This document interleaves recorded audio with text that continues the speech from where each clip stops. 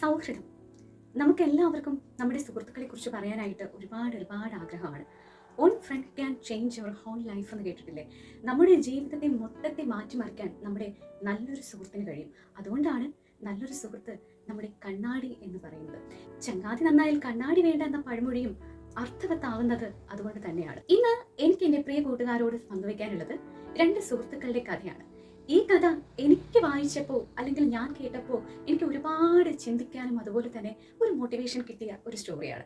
ഒരു പക്ഷേ ഇത് കേൾക്കുന്ന നിങ്ങൾക്കും നല്ലൊരു മോട്ടിവേഷൻ ആവട്ടെ എന്ന് ഞാൻ ആശംസിച്ചുകൊണ്ട് നമുക്ക് ആ സ്റ്റോറിയിലേക്ക് കിടക്കാം. Once again welcome to everyone to my YouTube channel. അപ്പോൾ എന്താണ് ആ കഥ എന്ന് ചോദിച്ചു കഴിഞ്ഞാൽ, 2 സുഹൃത്തുക്കൾ മരുഭൂമിയിലൂടെ ഇങ്ങനെ യാത്ര ചെയ്യുകയായിരുന്നു. അങ്ങനെ സംസാരിച്ചും പറഞ്ഞും ഒക്കെ അവർ മുന്നോട്ട് യാത്ര പോയപ്പോൾ അവർക്കിടയിൽ ഒരു തർക്കം രൂപപ്പെട്ടു. തർക്കത്തിനൊടുവിൽ ഒരു സുഹൃത്ത് മറ്റേ സുഹൃത്തിന്റെ കവളിലേക്ക് ഒറ്റയടി.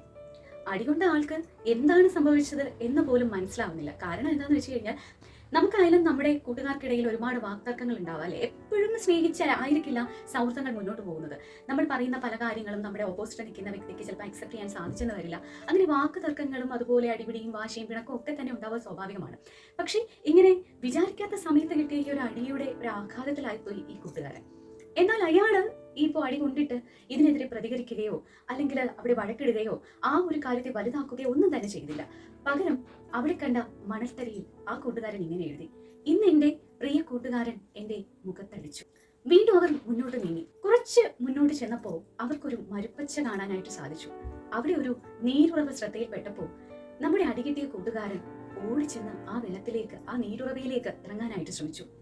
എന്നാൽ ഇറങ്ങുന്ന വഴി അയാൾ ആ ഒരു ചെളിക്കുണ്ടിൽ താഴ്ന്നു പോവുകയായിരുന്നു. ഇത് കണ്ട തല്ലിയ കൂട്ടുകാരൻ എന്ത് ചെയ്തെന്നറിയാവോ? തന്റെ കൈകൾ നീട്ടി ആ മിത്രത്തെ കരയിലേക്ക് അയാൾ അടുപ്പിച്ചു. അയാളുടെ ജീവൻ രക്ഷിച്ചു. തനിക്ക് എന്താണ് സംഭവിക്കുന്നതെന്ന് അറിയാതെ കൂട്ടുകാരൻ ആകെ അന്താളിച്ച് നിൽക്കുകയാണ്.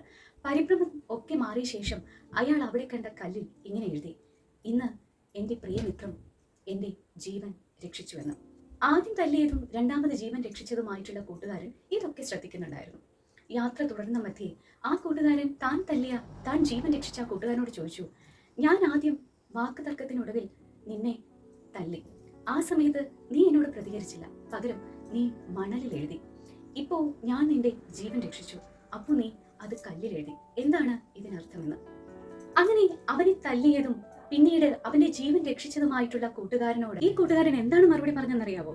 നമ്മുടെ ജീവിതം ഇങ്ങനെ മുന്നോട്ട് പോകുമ്പോൾ നമുക്ക് എപ്പോഴും സന്തോഷവും സമാധാനവും മാത്രം ഉണ്ടാകണം എന്ന് ഒരിക്കലും നമുക്ക് വാശി പിടിക്കാൻ സാധിക്കില്ല. വേദനകളും ഒരുപാട് പ്രതിസന്ധികളും വെല്ലുവിളികളും ഒക്കെ തന്നെ നമ്മുടെ ജീവിതത്തിൽ ഉണ്ടാവാം. അങ്ങനെ നമുക്കുണ്ടാവുന്ന വേദനകൾ അല്ലെങ്കിൽ വേദനയുണ്ടാക്കിയ വ്യക്തികൾ, സാഹചര്യങ്ങൾ ഇവയൊക്കെ നമ്മൾ രേഖപ്പെടുത്തേണ്ടത് മണലിലാണ്. കാരണം ക്ഷമാശീലമുള്ള കാറ്റിന് ആ മണലിൽ എഴുതിയ കാര്യങ്ങളെ മായ്ച്ചു കളയാൻ സാധിക്കും. പക്ഷെ ആരെങ്കിലും നമ്മുടെ ജീവിതത്തിൽ നന്മ ചെയ്താൽ നമ്മൾ അത് എവിടെയാണ് കുറിച്ചു വെക്കേണ്ടത്? ഈ കല്ലിൽ എഴുതിയ പോലെ തന്നെ ആവണം. ഒരു കാറ്റിനും മായ്ച്ചു കളയാൻ സാധിക്കാത്ത വിധം അത്രയും ശക്തമായി നമ്മൾ രേഖപ്പെടുത്തിയിരിക്കണം നമ്മൾക്ക് ലഭിച്ച ഭാഗ്യങ്ങളെയും നന്മകളെയും ആ നന്മയിലേക്ക് നയിച്ച വ്യക്തികളെയും ഒക്കെ തന്നെ. നമ്മുടെ ജീവിതത്തിൽ ഒരുപാട് വിഷമഘട്ടങ്ങൾ ഉണ്ടാവാം. എപ്പോഴും ഈ വിഷമങ്ങളും വിഷമിപ്പിച്ചവരെയും ഒക്കെ തന്നെ നമ്മൾ ഓർത്താണ് നമ്മുടെ ലൈഫിന്റെ ഭൂരിഭാഗം സമയവും നമ്മൾ വേസ്റ്റ് ചെയ്യുന്നത് അല്ലേ? പക്ഷേ ഇങ്ങനെയുള്ള സാഹചര്യങ്ങൾ എപ്പോൾ വേണോ മാറി മറിയാം. കാരണം സാഹചര്യങ്ങൾ ഒരിക്കലും സ്ഥിരമല്ല അല്ലേ? എപ്പോഴും നമുക്ക് വ്യത്യാസങ്ങളൊക്കെ വന്നുകൊണ്ടിരിക്കാം. അപ്പോൾ അത്തരത്തിലുണ്ടാകുന്ന വിഷമങ്ങളോ അല്ലെങ്കിൽ ആരെങ്കിലും നമ്മളെ വിഷമിപ്പിച്ചിട്ടുള്ളതോ ആയിട്ടുള്ള സാഹചര്യങ്ങൾ നമ്മൾ എഴുതി വെക്കേണ്ടത് മണലിലാണ്. അതായത് പെട്ടെന്ന് മറക്കാൻ കഴിയുന്ന തരത്തിലായിരിക്കണം വിഷമവും പ്രതിസന്ധികളും വേദനയും ഒക്കെ തന്നെ നമ്മൾ ഇങ്ങനെ സ്റ്റോർ ചെയ്ത് വെക്കാനുള്ളത്. ഇനി കല്ലിൽ എന്താണ് എഴുതിയതെന്ന് ചോദിച്ചു കഴിഞ്ഞാൽ, നമ്മുടെ ജീവിതം മുന്നോട്ട് പോകുമ്പോൾ ഈ വിഷമിപ്പിച്ചവർ തന്നെയായിരിക്കാം ഒരുപക്ഷെ നമ്മുടെ വിജയത്തിന് ഒരു കാരണമാകുന്നത് അല്ലെങ്കിൽ ഒരു വഴികാട്ടിയാകുന്നത്. അതിനും അപ്പുറത്തേക്ക് നമ്മൾ മനസ്സിലാക്കേണ്ടത്, ഏറ്റവും കൂടുതൽ സ്ട്രോങ്സ്റ്റ് ആയിട്ടുള്ള ഒരു പേഴ്സണാണ് ഏറ്റവും കൂടുതൽ പെയിൻഫുൾ ആയിട്ടുള്ള സാഹചര്യങ്ങൾ ജീവിതത്തിൽ ഫേസ് ചെയ്യേണ്ടി വരുന്നത്. അതെന്തുകൊണ്ടാണെന്ന് വെച്ചാൽ ആ വ്യക്തി കൂടുതൽ ആർജവത്തോടെ കൂടുതൽ ശക്തിയോടെ മുന്നോട്ട് പ്രതിസന്ധികളെ നേരിട്ട് വിജയപഥത്തിലെത്താൻ തന്നെയാണ്. ആ നന്മകളിലേക്ക് നമ്മൾ എത്തുന്ന സമയത്ത് നമ്മളെ രക്ഷിച്ച, നമ്മളെ അതിലേക്ക് നയിച്ച മാർഗദർശിയായ ഓരോരുത്തരുടെയും പേരുകൾ, ഓരോ സാഹചര്യങ്ങളും അല്ലെങ്കിൽ ഓരോ നന്മകളും നമ്മൾ കുറിക്കേണ്ടത് കല്ലിൽ തന്നെയാണ്. ഒരു കാറ്റിനും ഒരു സാഹചര്യങ്ങൾക്കും അതിനെ മായ്ച്ചു കളയാത്ത വണ്ണം നമ്മൾ കൊത്തിവെക്കണം. ജീവിതത്തിൽ നന്മകളും അതുപോലെ തന്നെ നല്ല കാര്യങ്ങളും ഉണ്ടാകാനുള്ള സാഹചര്യങ്ങളെയും ഉണ്ടാക്കി തന്നവരെയും ഒക്കെ തന്നെ നമ്മൾ സൂക്ഷിക്കേണ്ടത് നമ്മുടെ ഹൃദയത്തിനകത്താണ്, അല്ലെ? ഒരിക്കലും മായ്ച്ചു കളയാൻ പറ്റാത്ത രീതിയിലായിരിക്കണം ആ കാര്യങ്ങളെല്ലാം തന്നെ നമ്മൾ രേഖപ്പെടുത്തേണ്ടത്. എന്നാൽ പ്രതിസന്ധികളും വിഷമഘട്ടങ്ങളും ഒക്കെ തന്നെ നമുക്ക് വരാം. അതെല്ലാം തന്നെ നമ്മുടെ ജീവിതത്തിന്റെ ഭാഗം തന്നെയാണ്. അതൊക്കെ നമുക്കിങ്ങനെ മണലിൽ എഴുതി കാറ്റതിനെ മായ്ച്ചു കളഞ്ഞോട്ടെ. അപ്പോൾ നല്ലൊരു സ്റ്റോറി അല്ലേ?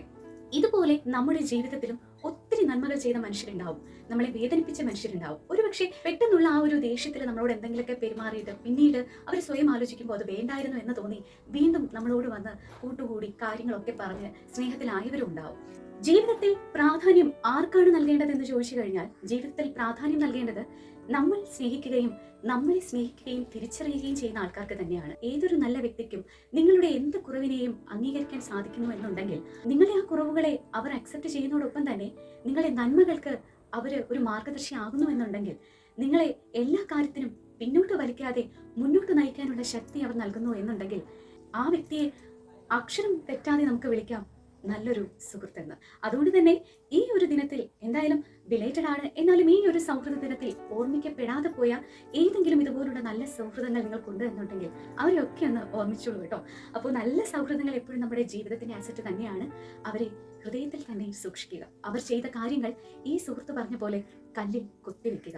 ആർക്കും ഒരിക്കലും ഒരു കാലത്തും മായ്ക്കാൻ കഴിയാത്ത വിധം. ഇന്നത്തെ ഈ ഒരു മോട്ടിവേഷൻ കഥ നിങ്ങൾക്ക് ഇഷ്ടമായി എന്ന് വിചാരിക്കുന്നു. തുടർന്നും ഇതുപോലെ വ്യത്യസ്തമായ കോണ്ടന്റും ഒക്കെ ആയിട്ട് ഞാൻ വീണ്ടും എത്തും എന്റെ യൂട്യൂബ് ചാനലിലൂടെ. അപ്പൊ എന്തായാലും തുടർന്നും എന്റെ യാത്രയിൽ കൂടെ ഉണ്ടാവും എന്ന വിശ്വാസത്തോടെ ഇന്നത്തെ നമ്മുടെ ഈ ഒരു വീഡിയോയുടെ വൈൻഡപ്പ് ചെയ്യാണ്.